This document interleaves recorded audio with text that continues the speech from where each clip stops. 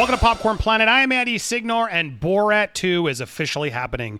That's something I never thought I would say. Look, I was a huge fan of the first Borat, Sacha Baron Cohen's movie. I thought was hilarious, a true product of its time. I just never thought how they could pull this off. Well, apparently they have. And not only that, they've already shot it.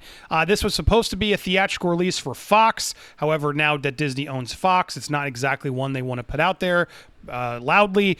So rumors are that they were trying to find a streamer to buy it, and it turns out Amazon is the buyer and will be putting it out before Election Day. Now, I had heard some stuff about this. I didn't really report on it just because I wanted to get more definitive information. But from what I've heard about the film, the premise of the film revolves around Borat becoming so popular due to the documentary about his life, Borat the movie, that he then proceeds to go undercover as other characters, but like Borat undercover as characters. So almost like Borat trying to be Sacha Baron Cohen, sort of a meta take on it.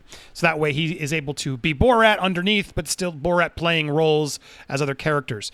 Again, that's what I had heard. We'll see what happens. They still have sort of keeping a tight lip on what it's actually about, which stunts they've filmed, or what politicians and celebrities they have already messed with. So stay tuned. But today we did get a trailer and a teaser, a very short teaser and some other information that I want to share with you guys.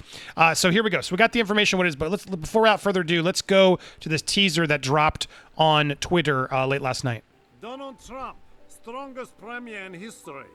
He not racist. Black guys love him so much they kneel before him. Trump never had stroke. He protector of women's. Jeez. He hero of war. Biden's breath so bad he forced to wear mask. Because of Trump, 350 million Americans still alive. Trump never had stroke. Vote for Premier Trump, or you will be crushed. Dziękuję. May contain false information, may contain false statements. What's interesting is this website. If you go to the website that they mention at the end, I couldn't figure out how to translate this, if this is even some real language. But yeah, it's all it's stuff in there. But I've clicked all over. I was hoping there was some sort of Easter egg or something we could find together, but there's not. However, there's more information about the film. Congratulations to my great friend of the Kazakh people for winning debate tonight. It's impressive and amazing first result for a strong premier who has always put America and Kazakhstan first. So clearly, he's going to make this political, guys. Some of you may be annoyed by that, but I'm looking forward to it. So before we get to more information, so yeah, this is acquired by Amazon.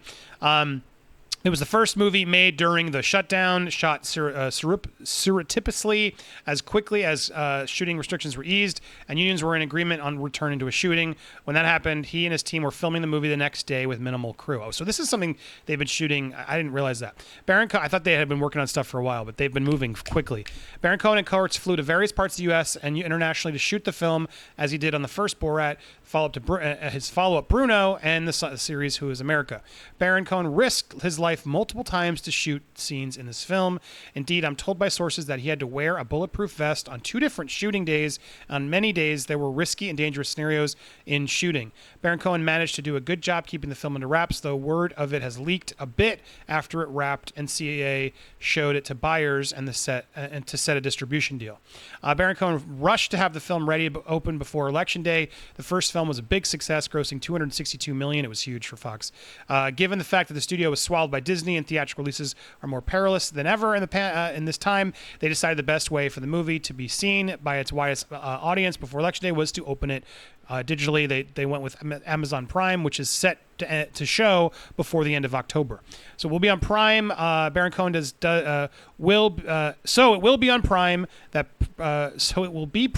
Baron Cohen does what he has turned into singular art form, going undercover to get people to reveal their true selves and often their unflattering biases with only the slight provocation.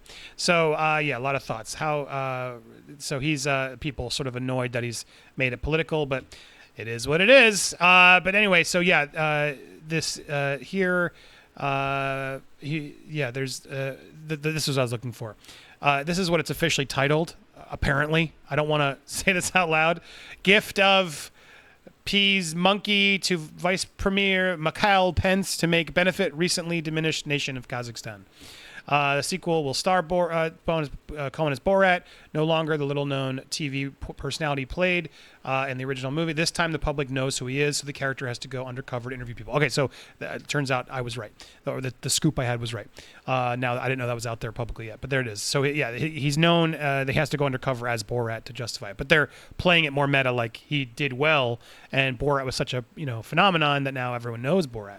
That does give it a little bit of a smart way to justify why he's back out there, because I think that was always the biggest question of, like, how do you pull this off if everyone knows who you are? Well, embrace it. As we saw the teaser, this will be a heavily political movie targeting Trump. The film not only features the president's personal lawyer, Rudy Giuliani, but it also explores the relationship between Trump and the late they're going to the island, as well as Mike Pence reportedly factors in due to the title. So yeah, again, I'm impressed. He's kept this under wraps, and I will say this: regardless of what your politics are, or whether you like it or not, I want to go see this movie blind. I want to watch it as soon as it's available, so I don't get any spoilers, and I can sit there and just be shocked at what he has managed to pull off. In the age of the internet, it's so hard to pull off these stunts because people have cameras in their pocket. And so if he's been able to shoot, because I know he did that one skit where he was sort of the hillbilly guy, I guess, but he was out there singing the song over and again to get people to sing about the flu. I guess that could have been Borat. That could have been a Borat skit, which he was sort of doing the same thing he did with the throw the down the well, if you guys know that bit from Borat. But he got the crowd to sing along. We did a video on that, actually. In fact, I'll put that one up here. You can go check that out. Boom, boom, boom. Check that out. Or check it out after. I'll put it at the end of the video. That could be Borat Undercover the more we look at it. So I'll have to go play that footage back and check. But that would have been something he obviously did immediately after. That's when he was supposed to be filming this, and that would have been Borat Undercover. He was sort of heavier set, so maybe he did thicken himself up to try and do those bits, but clearly that's sort of the things to expect. However, usually when he talks to somebody, it's pretty good PR. Well, I don't know. Sarah Palin did it, right? And then it almost helped the movie more than helped Sarah Palin, and they didn't even put her in the movie, in the show, rather, if I recall. So sometimes you want to just sort of say, yeah, I knew, he interviewed me, I knew, so that way you sort of take the air out of it. Or you could attempt to just not say anything, and maybe it wasn't as bad as you thought, and maybe he won't use the footage. So as his marks are now probably sweating, we'll see what happens. He's very good at keeping things close to the vest until it's out.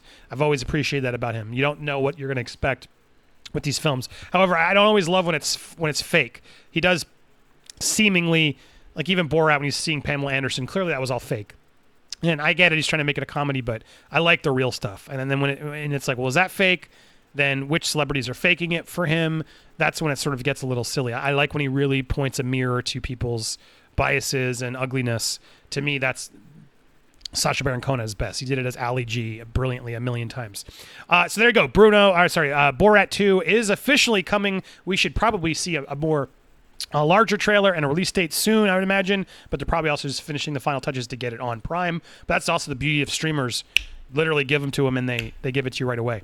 You get to watch it as soon as they have it up online. So stay tuned. What do you guys think? Are you excited for this? Do you like Borat? Or are you excited for Borat 2? Will you be checking it out? What's your favorite Borat sketch or Sacha Baron Cohen sketch? Let's keep the algorithm moving strong in the comments down below. Be sure to subscribe and all that other stuff that you do here on YouTube channels. Thanks so much for watching, everybody, here on Popcorn Planet.